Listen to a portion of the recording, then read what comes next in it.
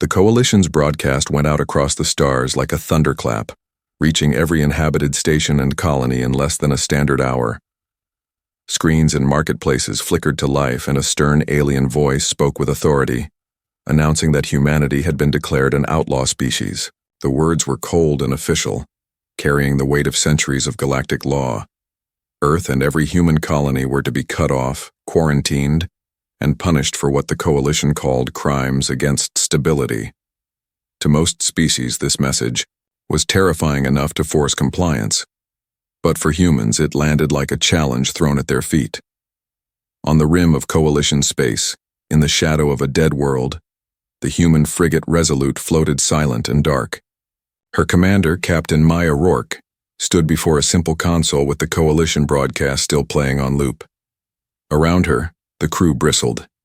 Engineers cursed under their breath. Marines clenched fists. Pilots muttered about routes through forgotten lanes. When the broadcast ended for the 5th time, Maya gave a small nod, a signal more than an order. A young comms officer hesitated only a second before opening a channel back into the network. Humanity's first answer was brief, spoken with a calmness that carried more menace than rage. "We hear you. We accept." That reply went viral instantly. The Coalition's upper council, gathered under Admiral Sharoon, believed they had frightened humans into submission. Instead, every neutral world heard the voice of calm defiance, and whispers began to circulate that perhaps the humans were not as desperate as the council claimed. To reinforce their declaration, the Coalition launched a demonstration raid against a frontier settlement. They meant it to be quick, a display of overwhelming force to scare other colonies into silence. Instead, it revealed something different. On that settlement, Scholar Leth, a xenohistorian loyal to the Coalition, watched as civilians were herded into pens and the local water stores poisoned to make an example. Leth had studied humanity in Dewey archives, reading about their peculiar adaptations and unsettling history, but seeing their families suffer broke something inside him. He defected within the week, smuggled aboard the Resolute by smugglers who were paid in nothing more than promises and a desperate belief that humans would fight back when others could not. Inside the frigate's dim war room, the first true strategy session began. The officers spoke not of survival but of response. Maya's voice guided the storm of suggestions, shaping a plan not to win one battle, but to force the Coalition to reveal its weaknesses. Humanity could never match their numbers or fleets, but they could draw blood, spread doubt, and turn every victory into a Pyrrhic cost the Coalition could not afford.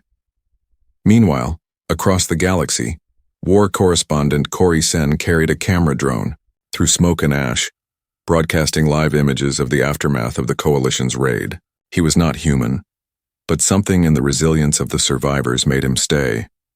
His footage showed children walking among burned-out transports, stubbornly carrying water to the wounded. It showed human farmers lifting debris with their bare hands, faces smeared with ash, refusing to abandon one another.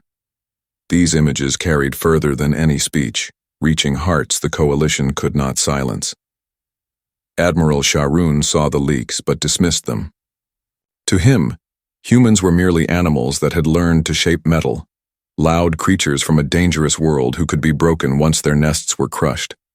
He underestimated what a formal declaration of war truly meant to humanity.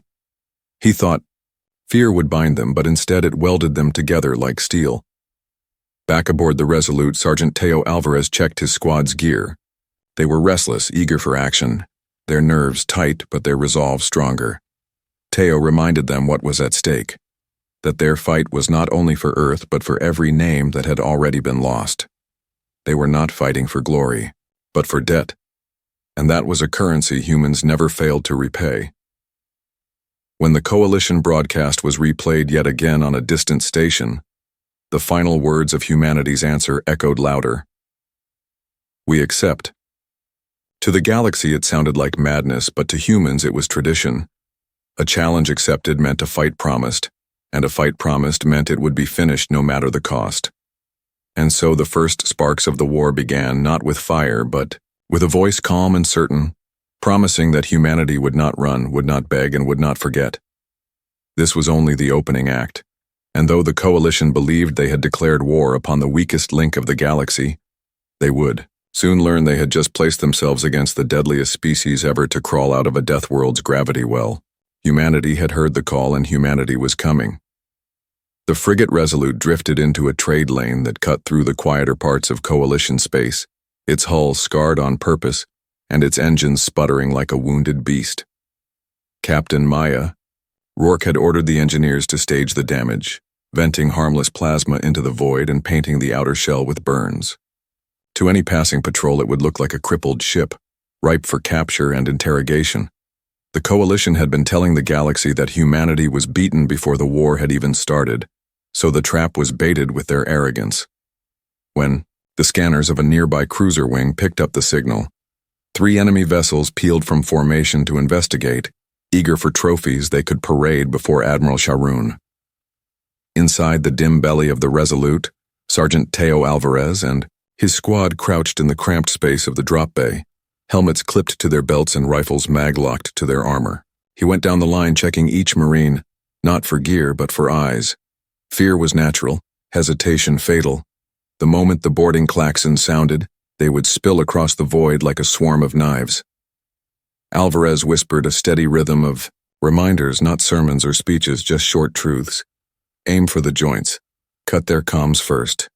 Remember why you are here. His words fell into the silence like sparks into powder. On the bridge, Maya waited with her hands clasped behind her back as the Coalition hailed them. A voice dripping with disdain demanded their surrender. She answered in a tone of calculated panic, selling the part of a cornered captain begging for quarter. The cruisers closed a distance, locked tractor beams, and latched on. In their arrogance, they did not expect resistance. That was the moment Maya gave the only order her crew had been waiting for. Now, mag seals cracked and hatches blew open. Alvarez's squad launched into the narrow docking corridors, moving with brutal speed.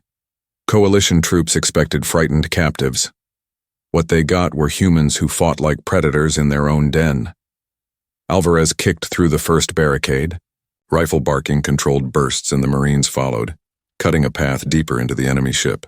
They moved with a rhythm born not of drills but of instinct, covering angles, dragging wounded comrades forward instead of leaving them behind. Their adaptability showed in every corner turned. When they found locked blast doors, they welded hinges in seconds. When ambushed from above, they used enemy grenades against their holders. Corey Sen's drone hovered just behind them, broadcasting snatches of combat to neutral channels. Viewers across the galaxy saw shaky footage of humans fighting in corridors filled with smoke and chaos. They saw Alvarez wrenching a plasma rifle from an enemy's grip and turning it in the same motion. They saw Marines fighting even when wounded, refusing to let go. The footage carried a rawness that no Coalition broadcast could spin away. Some audiences recoiled, calling it barbarism. Others whispered with something close to awe. Within an hour, one cruiser was crippled, another forced to retreat with heavy casualties, and the third was boarded stem to stern. Coalition officers panicked when humans refused to follow the expected script of surrender and execution. Maya did not demand their annihilation. Instead, she left survivors with a simple message etched into the disabled ship's bulkhead in crude paint. We do not run. That mark was captured on dozens of scanners and spread faster than official propaganda could contain. Admiral Sharoon received reports of the engagement and dismissed them as statistical noise, a trivial skirmish. He told his staff that humans had won only through surprise and that next time numbers would crush them. Yet in the corners of his War Council chamber, captains traded wary glances. They had felt the unease ripple through their ranks, the realization that humans did not fight like any other species. Where others broke at the sight of overwhelming odds, humans seemed to sharpen. Every attempt to contain them only created more chaos. Back on the Resolute, the Marines tended to their wounds with quiet determination. Alvarez sat against a bulkhead with a bandage across his arm, replaying the fight in his head not for mistakes but for lessons. His squad laughed in low voices, not from joy but from the release of surviving another clash. Maya visited them, not with grand speeches but with the weight of shared resolve. She reminded them that each strike was not for glory, but for the ledger they had sworn to balance. The galaxy had expected humans to be scattered prey, but the bait had revealed something different. They were hunters who could disguise themselves as prey, strike without warning and vanish back into shadow before the coalition could adapt. The trade lanes whispered with rumor, traders passing tales of a crippled frigate that had gutted a cruiser wing and left a message written in fire. In the game of intimidation the coalition thought they had mastered, humans had just stolen the board. The raid on the cruiser wing echoed far louder than Admiral Sharoon wanted to admit, and, for the first time, the coalition had to answer uncomfortable questions from its own protectorates. Reports leaked, not only from Coruscant's broadcast but from civilian freighters who had seen the wreckage drifting in the lanes. Rumors spread that the humans had survived the blockade, and not only survived, but struck back with a precision that left even trained soldiers shaken. In council halls far from the front, delegates demanded to know why an outlaw species with no formal fleet was able to make seasoned cruisers retreat. Sharoon thundered about accidents and isolated events, but the whispers would not stop. They carried through corridors of power like wind through broken glass, and even his closest officers began to wonder if the campaign was as secure as their leader insisted. On the Resolute, Captain Maya Rourke walked among scarred colonists who had been evacuated from frontier settlements after coalition raids. Their faces were gaunt, their hands cracked from work and loss. But when she stood before a bulkhead smeared with the names of the dead, she uncapped a marker and wrote words that made the room go silent. "We return every name." It was not a speech, and not a promise of victory but a vow of debt, and it spread through the survivors with the weight of steel. People who had lost everything straightened their backs and for the first time believed there was something left worth following. Scholar Leth spent long hours in the ship's archives poring over fragments of old coalition records. Among them, he found scraps that most species dismissed as primitive myths. They spoke of Earth catalogued centuries ago as a death world where storms raged with no warning, predators stalked from shadow, and survival was measured in stubbornness rather than elegance. To evolve in such a place required more than strength. It required a mind that could turn any environment into a tool. Leth shared his findings with the crew, not to frighten them, but to remind them that their own nature had already prepared them for this war long before the coalition had noticed them. As the Resolute drifted between hidden ports, volunteers arrived. Some were former miners who had seen families taken during raids. Others were smugglers tired of coalition taxes and punishments. Many had nothing left but rage. They signed their names not on contracts but on the same bulkhead where Maya had written her vow. Each name joined the list not of the dead but of the living who refused to yield. Teo Alvarez welcomed them into the Marines with hard drills and harder truths. He told them bluntly that survival was not guaranteed, but honor was. They learned quickly, because failure meant the death of those who still depended on them. During one operation, the Resolute intercepted a convoy carrying prisoners. The boarding was brutal and brief, and when the last blast door fell, the humans discovered a coalition officer among the captives. This officer, bruised but alive, looked at his rescuers with a mixture of disbelief and dread. When questioned later, he confessed what most of his peers would never say aloud. He had seen humans fight through wounds that should have ended them. He had watched one continue after losing blood no other species could have survived losing. He admitted that fear had crept into his mind. Not only fear of death, but of facing something that would not stop even when reason said it should. Maya kept his words quiet, but she shared them with her officers. Not to inspire cruelty, but to underline the truth. Fear was already working inside the coalition ranks. Every battle would amplify it until even the strongest fleet captains would hesitate before closing distance with a human vessel. The war was not only about weapons but about psychology, and in that arena humans had always known how to endure longer than their enemies. Coruscant pieced together his footage into a stream that reached across neutral systems. It showed not only combat but the faces of children learning to hold tools again, farmers rebuilding burned fields with hands still wrapped in bandages, Marines carrying civilians from wreckage while under fire. He titled the piece simply, "The Ledger." It framed humanity not as monsters but as a people keeping score of debts owed, debts they fully intended to settle. The effect was immediate. Neutral systems that had ignored coalition propaganda began, sending quiet offers of support. Not fleets or armies, but supplies, intelligence, and shelter. Each act of quiet rebellion weakened the coalition's claim of total control. When Admiral Sharoon heard of these shifts, he ordered heavier reprisals. His fleets burned villages, executed suspected collaborators, and broadcast the footage as warnings. Yet the harder he pressed, the more sympathy flowed toward the humans. The galaxy was beginning to see a pattern, one that the coalition had not predicted. Humanity was not shrinking under pressure. Humanity was adapting, growing sharper, and making every act of cruelty backfire against the very empire that had unleashed it. The ledger was filling with names, and humanity was preparing to answer every single one. The coalition believed the virus gate was their strongest shield and their sharpest sword at once, a gravity lattice choke point where fleets could be funneled and organized before spreading through the outer sectors. It was a structure older than most empires, carved by forgotten builders who understood the dance of stars and mass in ways modern engineers only pretended to master.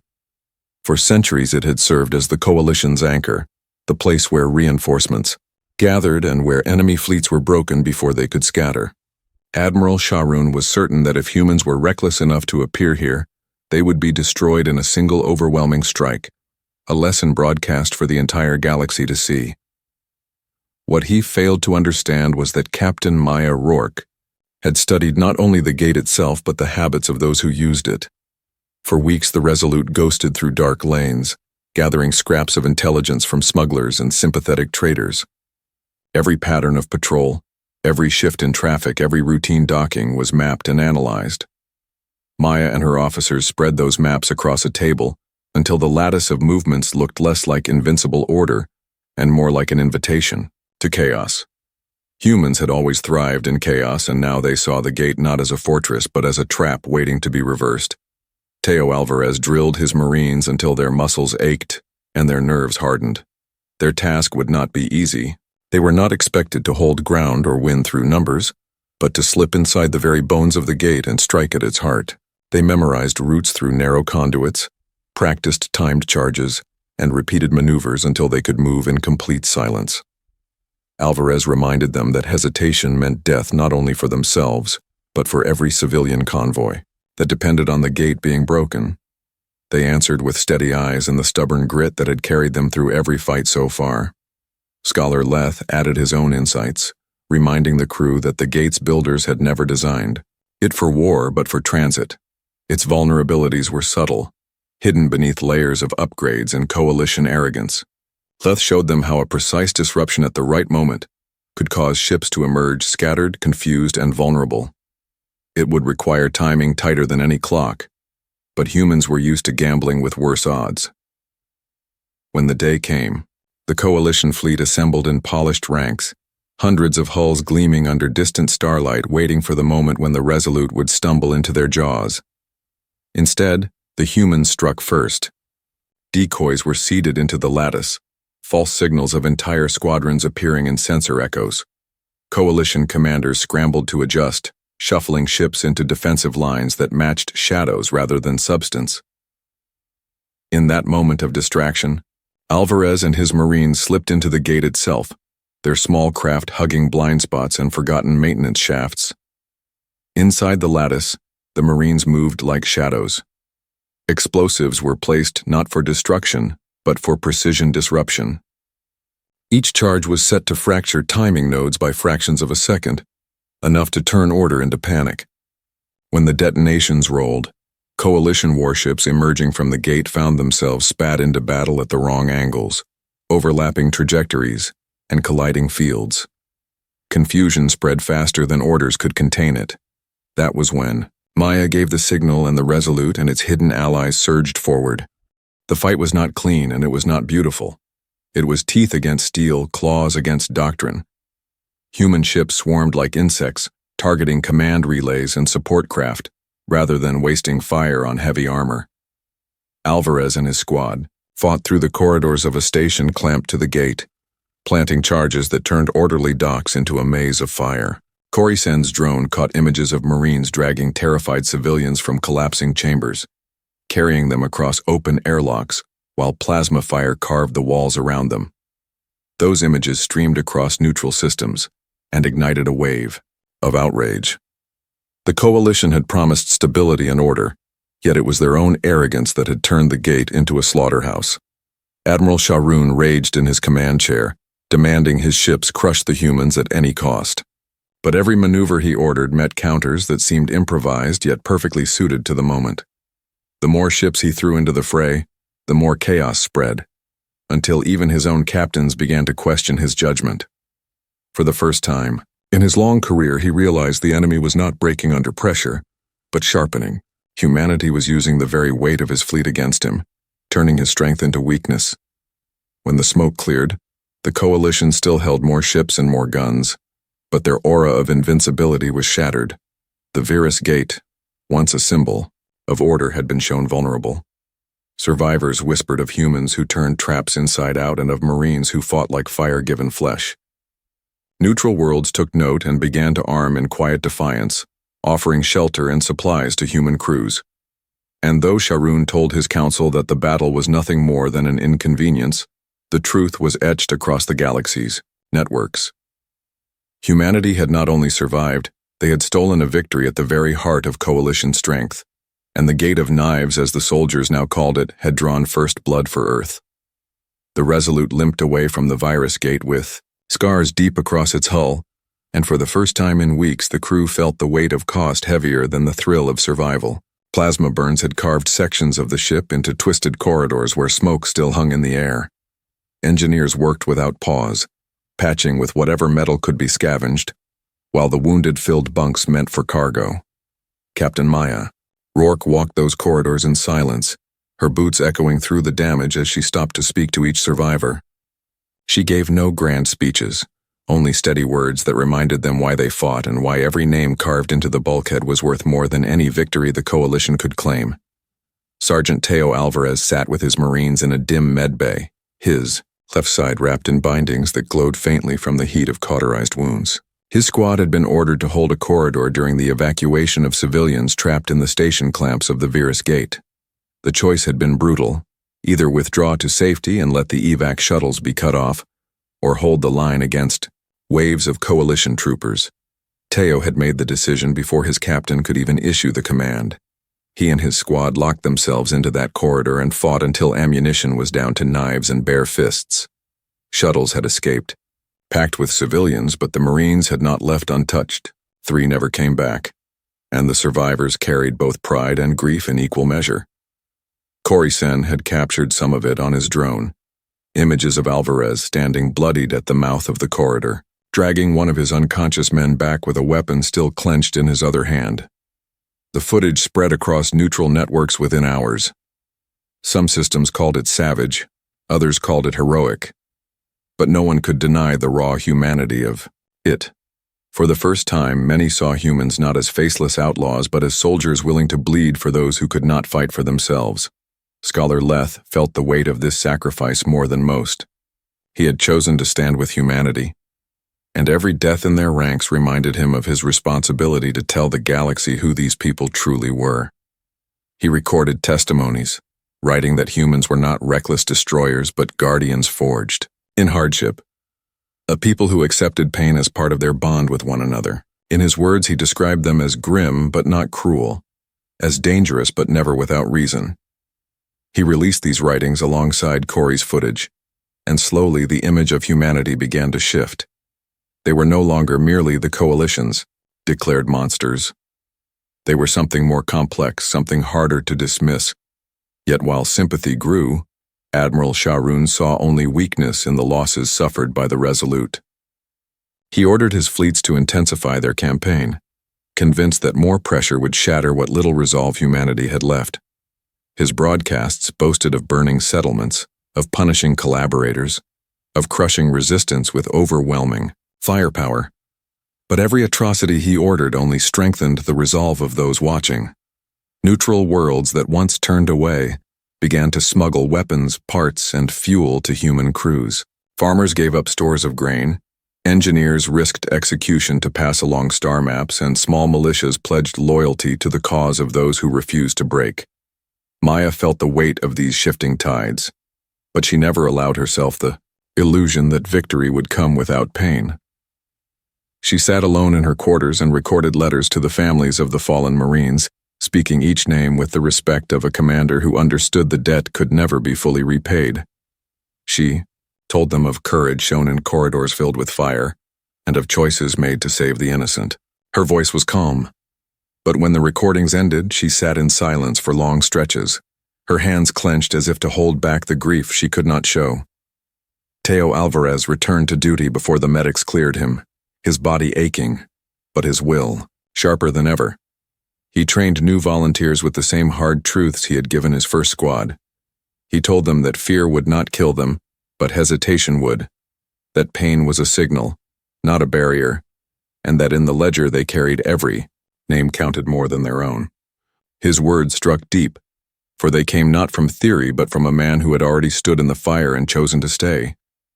The coalition thought humanity would falter under the cost of refusal, but instead every loss became fuel for a greater storm. Across the networks, Corey's broadcasts and Leth's writings painted a picture of a species that did not yield when broken, but rose stronger from the ashes. The ledger on the Resolute's bulkhead grew longer with each day, filled with names of the fallen and names of volunteers alike. Humanity carried those names not as chains but as weapons, each one a reason to fight harder, strike deeper, and refuse surrender. The war was not weakening them, it was tempering them, and the galaxy was beginning to understand that the coalition had underestimated what it meant to fight a people who turned grief into resolve. The cost was high, but the humans had already accepted that they would pay it until the very end. The galaxy had begun to murmur with unease, and those whispers soon became louder than Admiral Sharoon's proclamations of control. Humanity, thought to be broken, had instead gathered strength like a storm pulling power from the sea. The Resolute no longer drifted alone through forgotten lanes. Around it clustered a patchwork fleet of ships that bore the scars of survival. Some were old mining haulers stripped down and armored with scavenged plates. Some were blockade runners whose engines screamed louder than their shields. Others were half-ruined coalition vessels, seized in daring raids and rebuilt with a brutal mixture of human improvisation and borrowed alien technology. It was a mosaic of desperation, ingenuity, and sheer willpower. And though it looked fragile, it moved with unity. Captain Maya Rourke stood on the bridge as reports flowed in from far sectors. Volunteers were arriving, not only humans, but those of other species who had seen Coruscant's broadcasts and read Scholar Leth's testimonies. They brought fuel cells, weapons, even children who had no home left but wished to see the fight through. It was not an army born of empire or wealth. It was a tide of those who refused to live under chains. Each new arrival strengthened the fleet, not because of their numbers alone, but because of what they symbolized.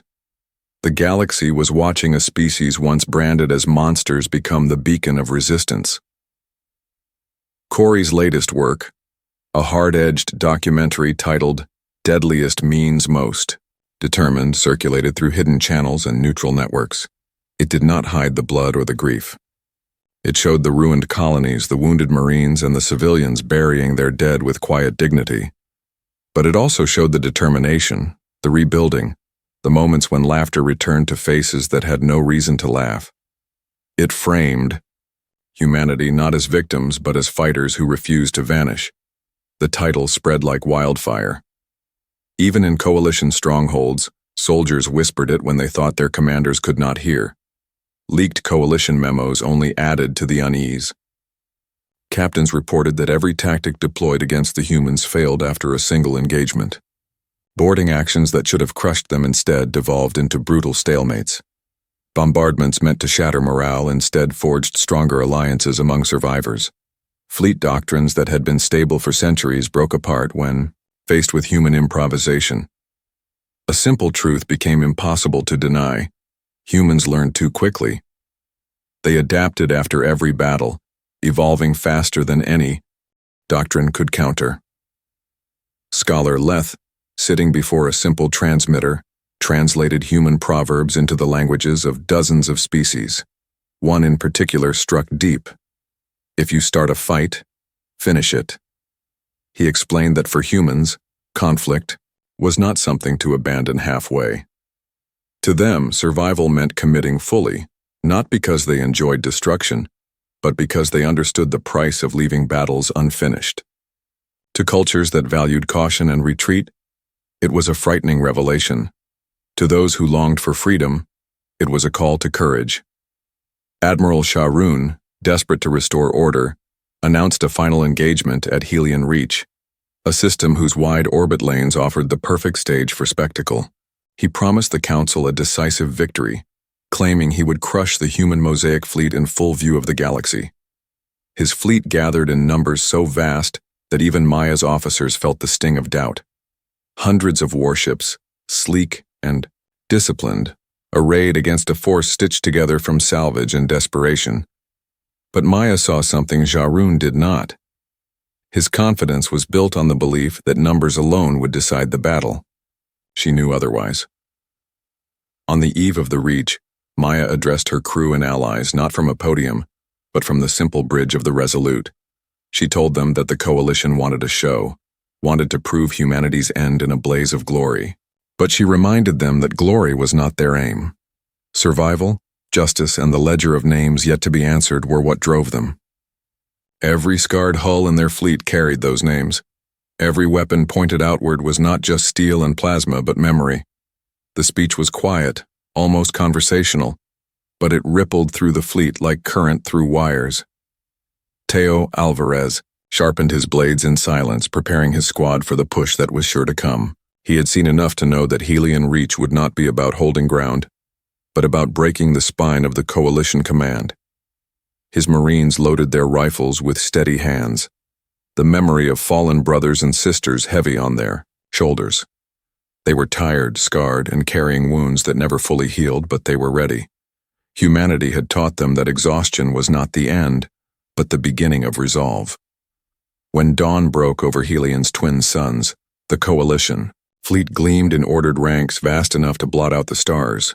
The human Mosaic fleet looked ragged by comparison, patched ships drifting like mismatched shards. Yet in that mismatch lay something greater than order. It was unpredictability, it was resilience, and it was the promise of a reckoning. As the first pings of targeting sensors locked across the void, the galaxy held its breath. The Coalition thought it was about to prove humanity's weakness. Instead, they were about to see the moment they realized the deadliest species in the galaxy was not only still standing, but preparing to strike harder than ever before. Helion Reach glittered with the cold light of its twin suns as fleets prepared to clash. The Coalition stretched across the void in ranks so precise that it looked like a wall of polished steel, banners of dominance shining from their flagship. Admiral Sharoon stood at the center of this storm, convinced he would deliver the decisive blow that would erase humanity from history. His voice thundered through comms, promising the Council and the galaxy that the war would end today, with the extinction of the upstarts who dared defy them. His admirals saluted, his captains repeated his words, but beneath the surface unease gnawed at them. They remembered the gate, the convoys, the crippled cruisers. They remembered how every doctrine that had once worked had been twisted against them. On the other side drifted the Mosaic fleet, ships patched with scrap, engines that screamed too loud, shields that flickered unevenly. Yet inside every hull, there was something the Coalition could not see. Resolve thicker than steel, anger hotter than plasma, memory sharper than any blade. Captain Maya Rourke looked over the battle map, calm eyes reading the storm like a gambler reading cards. She knew they would not win by numbers. They would win by turning the battlefield itself against the Coalition. Her orders spread across, the fleet like whispers carried by fire. Formation 1 was never meant to hold. It was meant to lure. Formation 2 was scattered, broken by design, each ship carrying decoys that made their fleet appear larger and in more places than it was. The first salvos lit the void. Coalition guns spat precision fire, tearing through what appeared to be human ships only for wreckage to dissolve into projected mirages. When real targets emerged, they were never where the Coalition expected. The fleet moved like water, flowing into gaps and collapsing where the enemy tried to press hardest. Maya stood at the center, her voice steady as she called changes faster than any algorithm could process. She knew the coalition relied on doctrine that moved like machinery. She fought by instinct, by human unpredictability, by turning chaos into a weapon. Sergeant Teo Alvarez and his Marines waited in the dark belly of drop shuttles, the vibration of engines rattling their armor. Their task was the most dangerous: break the coalition command chain by severing the flagship from its escorts. The moment came when the Resolute and its allies feigned retreat, drawing escorts away in the heat of pursuit. Alvarez's shuttles punched through the gap, skimming under flak fire and ramming onto the flagship's hull. Hatches blew, mag clamps bit metal, and the Marines stormed into the corridors of the Admiral's Pride. They moved like wolves, carving a path through defenders with the precision of soldiers who had already chosen to give everything. Scholar Leth broadcast live from the Resolute, his voice translating across 100 tongues. He did not show the fighting, but the choice being made. He offered surrender terms to coalition crews, promising mercy to those who laid down arms. Many laughed at first. Certain humanity could not keep such promises. Then ships began to shut down their weapons. Captains who had no loyalty to Shahrun but only to survival began to heed the call. The fleet fractured not from the outside but from within. Inside the flagship, Alvarez fought his way to the command chamber. His squad was reduced, armor scorched and blades wet with battle, but he pushed through. There he found Admiral Shahrun, raging at failing screens, his voice still booming commands that fewer and fewer ships obeyed. Alvarez leveled his rifle, and for the first time the Admiral's eyes showed fear, not of death but of realization. He had not been outnumbered. He had been outthought, outadapted, outwilled. The deadliest species had never been their weapons. It had been their refusal to stop. As the flagship's systems failed, Maya ordered the signal sent across all channels. Humanity's message was short, not boastful, not triumphant. The war is over when every name is answered. Those words rolled through the networks louder than any cannon. Crews laid down arms, protectorates rose against the coalition, and neutral systems declared they would never again bow to an empire built on fear. Corey Sen's final broadcast from Helion Reach showed not victory parades or burning wrecks, but Marines lifting wounded enemies from shattered halls, engineers pulling survivors into shuttles, and a captain standing calm as stars burned behind her. The galaxy saw not monsters, not outlaws, but guardians who had turned debt into destiny. When the guns fell silent and the Reach cleared of smoke, the coalition was broken, its admiral defeated, its myth of invincibility shattered. Humanity stood, bloodied but unbroken, carrying forward a ledger that would never be forgotten. And as the last broadcast ended, one line echoed across systems near and far, a line that marked the close of war and the rise of something new. The galaxy held its breath as the echoes of the last battle faded into the void. Stars burned quietly over worlds that had feared the humans, and in that silence the survivors of the fleet drifted together. Their hulls scarred, their engines whining, but their spirits unbroken. Captain Maya Rourke stood on the bridge of the Resolute looking out at the remnants of what had been a mighty armada that sought to crush humanity, and she felt the weight of every life lost, every decision made in the chaos of fire and metal.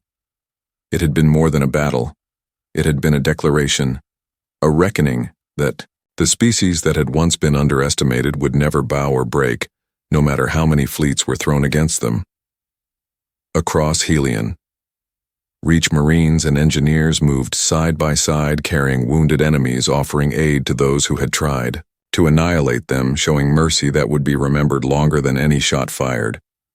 Their actions rippled through communications across systems, broadcasting not only the defeat of the coalition, but the rise of a new order where fear no longer ruled. The council world sent delegations to negotiate terms not with arrogance, but with respect for those who had stared annihilation in the face and smiled.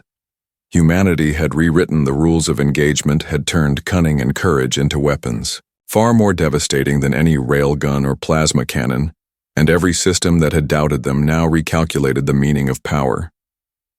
Within the Resolute, the crew celebrated quietly, knowing this victory was not the end of their trials, but a beginning. They repaired what could be repaired, patched the wounded ships, and held memorials for those who would never see the suns rise again. They spoke stories of bravery and sacrifice, of moments when instinct had outshone strategy, when willpower had defeated technology and the galaxy listened.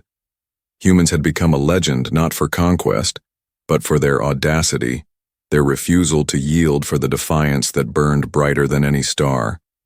Even children in distant colonies would grow up hearing of Helion Reach, and the day when humanity faced the deadliest species and survived not through might alone, but through heart, through unity, through an unshakable belief that no force could crush them completely. In the end, Maya transmitted a final message across every channel, a simple declaration that carried the weight of countless lives and the promise of the future. Humanity endures, the galaxy remembers, the stars bear witness, and for the first time in eons the void seemed less empty, because one species had chosen to stand tall and demand to be counted the end.